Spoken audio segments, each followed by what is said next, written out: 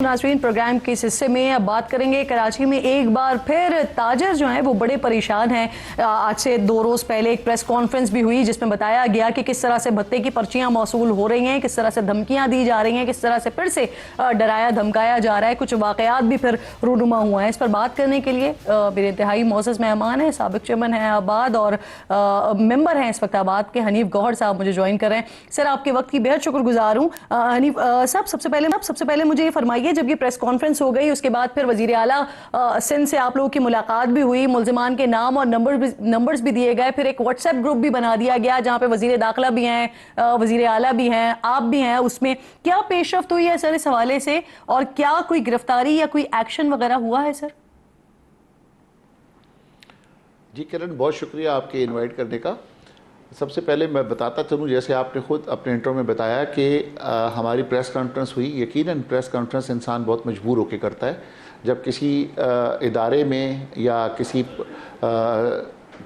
Minister house में उसकी दाद रसी ना हो।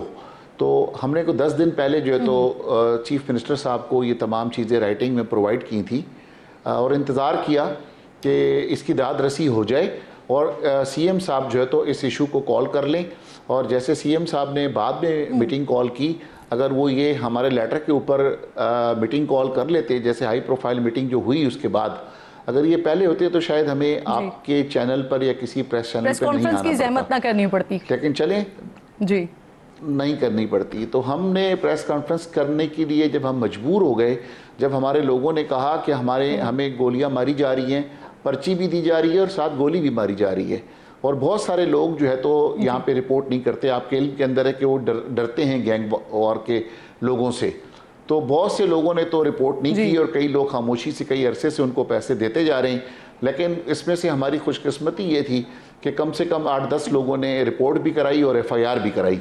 अब उन रिपोर्ट और FIR जहाँ से जिस ममालिक से उनके पास कॉलें आई थी, धमकियाँ में मैसेजेस आए थे, जिसमें ईरान से मैसेज आए थे, UAE से आए थे या दीगर ममालिक से आए थे, तो उन तमाम को ट्रेस करने के बाद आपने देखा होगा कि जो हमारे इस टाइम के सिटिंग चेयरमैन हसन बख्शी साहब हैं, उन्होंने डिटेल प्रेस कॉन्फ्रेंस की और उनकी तमाम तफसीलात जो है तो मीडिया को बताई।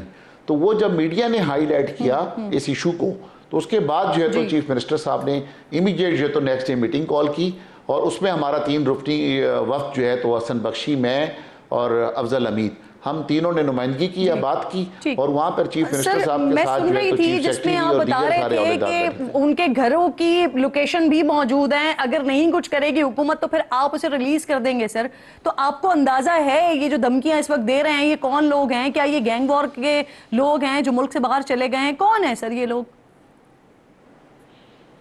जी बिल्कुल, आपने देखा होगा जैसे कराची में पहले बदअमनी हुआ करती थी और गैंग वॉर के लोग एक्टिव थे, तो मैं समझता हूँ ये कुछ उस अरसे के अंदर ये गैंग वॉर के लोग एक्टिव हो जाते हैं। आप ये देखें कि जो कराची का जो हाल है, गुज़िश्ता 30 से 40 साल से कराची का ये हाल है। कराची में पहले भी बदअमनी होती थी, चाइना कटिंग होती थी और दूसरे ग्रुप्स उसके अंदर इन्वॉल्व हुआ करते थे। और कुछ अर्से के बाद जो है तो हमारी लॉ इन्फोर्समेंट एजेंसी ने जो है तो काम किए और काम करने के बाद जो है तो वो बदअमनी तकरीबन ख़त्म हुई। लेकिन उसके बाद हमने देखा कि पिछले गुज़िश्ता कई सालों से जो है तो फिर दोबारा गैंग वॉर इन्वॉल्व हुआ। तो आप खुलकर बात करें, क्योंकि पहले जो गैंग वॉर के लोग थे उसे पीपल्स अमन कमेटी से लिंक किया जाता था सर। कौन लोग हैं ये किनसे ताल्लुक है इनका? देखिए, ये तो लिंक जो है तो बहुत सारी जमातों के साथ किया जाता था। जिस तरीके से जिसकी तरफ आप इशारा कर रही हैं उनसे भी लिंक किया जाता था। और जो 25-30 साल पहले जो लोग हुकूमत में हुआ करते थे, जो कराची की जमात हुआ करती थी, लोग उनसे भी लिंक किया करते थे। तो मैं ये समझता हूँ कि गैंग वॉर की जो तो अपनी एक सोच होती है, क्रिमिनल एक्टिविटी में इन्वॉल्व होते हैं। सर MKM का नाम लिया जाता था सर, पीपल्स अमन कमेटी का नाम लिया जाता था सर। आपसे इस वक्त कौन भत्ता मांग रहा है सर? नाम तो कई सारे लिए जाते थे उस वक्त। देखें, वो तो नाम लिए जाते थे, लेकिन इस वक्त जो है तो इस किस्म की सिचुएशन कोई भी नहीं है। करण, मैं आपको साफ बताऊं, इस वक्त मैं नहीं समझता कि इस वक्त जो टेलीफोन कॉल्स आ रही हैं उसमें किसी भी किस्म की कोई सियासी जमात इसमें इन्वॉल्व है। उसमें बिल्कुल भी इन्वॉल्व कोई सियासी जमात नहीं है। उसका जो एक्शन से हमें अंदाज़ा हुआ जब हम चीफ मिनिस्टर साहब से मिलने गए, उसमें जब उन्होंने चीफ सेक्रेटरी को और आईजी साहब को, तमाम लोगों को बिठाया, और जो उनकी बॉडी लैंग्वेज बता रही थी कि चीफ मिनिस्टर साहब तो इतने एक्टिव थे कि वो चाहते थे कि अभी ये अगले 2 घंटे के अंदर इन तमाम केसेस को जो तो रिजॉल्व कर दिया जाए। तो जो किसी की अच्छी बात है यकीनन उसको अच्छा कहना चाहिए, उसमें हम तमाम आबाद के नुमाइंदे जो है तो मुतमईन होकर आए। बिल्कुल ठीक सर, आपकी मौजूदगी का फायदा उठाते हुए आखिर में आपने एक दावा भी किया था तरबेला की मिट्टी में $650 अरब मालियत के सोने का, फिर कुछ मुलाकातों का जिक्र भी किया, फिर खामोशी हो गई। सर क्या बना उसका? आप किरण देखिए कि वो दावा मेरा अपनी जगह बरकरार है और मैं उस पर रिपोर्ट कर चुका हूँ। मैं इसमें जो हमारे जो मुल्क के कर्ता धर्ता हैं उनसे मेरी मुलाकात हो चुकी है। उन्होंने मुझे दूसरे साहब से मिलाया, मेरे पिछले चेयरमैन वापडा से मुलाकात हुई।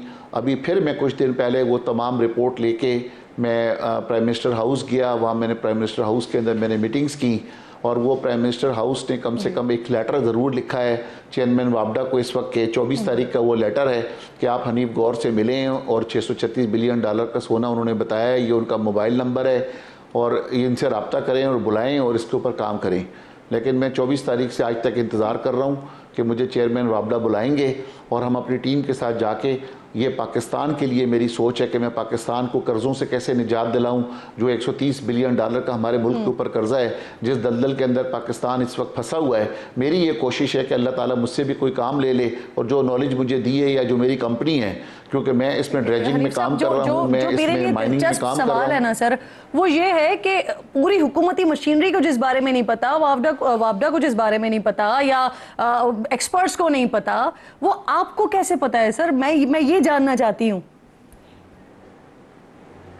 देखिए, मुझे वो ऐसे पता है कि इसके ऊपर कुछ हुकूमती इदारों ने काम किया हुआ था, उन्होंने सैंपल कलेक्ट किए हुए थे और वो सैंपल के कलेक्शन जो है तो लैब हमारे पास इस्लामाबाद में हमारे अपनी लैब है और हमारे पास अपने जियोलॉजिस्ट हैं। तो हमने अपने जियोलॉजिस्ट के ज़रिए लैब के अंदर वो तमाम मिट्टी के सैंपल टेस्ट किए हैं और टेस्ट करने के बाद उस पर मुरतब की अपनी रिपोर्ट। और अगर आपको मैं मुनासिब समझे तो मैं तो 636 बिलियन का कहा है। मैं एक शख्स का नाम आपको कोट करता हूँ जो रिटायर्ड जनरल हैं, जनरल अफजल उनका नाम है, वो खुद इंजीनियर से हैं और उनका FWO से ताल्लुक़ है। अगर आप मुनासिब समझे तो उनको कॉल पे ले लें। मैंने 636 बिलियन का कि मैंने क्लेम किया है। उनसे जब मेरी बात हुई तो उन्होंने कहा तुमने 636 किया और मेरे हिसाब से 680 है, तो उन्होंने मुझे 680 का फिगर दिया। तो इसका मकसद है कि मेरा क्लेम जो है तो अपनी जगह पे बिल्कुल ठीक है, क्योंकि एक रिटायर्ड जनरल ने मेरे को कंफर्म किया कि जो कि खुद इतने बड़े इदारे के सरबराह रह चुके हैं। तो मेरी खुदारा अपने इदारों से और पाकिस्तान के प्राइम मिनिस्टर से ये गुजारिश होगी, उम्मीद करते हैं कि ये पाकिस्तान के लिए न सिर्फ बेहतर हो बल्कि जिस तरह से आप रिपोर्ट्स लेकर गए हैं फिर उस पर काम भी इसी तरह से किया जा सके। अगर आप कहते हैं कि पाकिस्तान के कर्जों को ख़त्म करने में बड़ा किरदार अदा कर सकता है, हम दुआ गो हैं इसके लिए। बहुत बहुत शुक्रिया हनीफ गौर साहब साथ मौजूद थे। वक्त नाज़रीन ख़त्म हो गया, इंशाल्लाह आपसे मुलाकात होगी कल।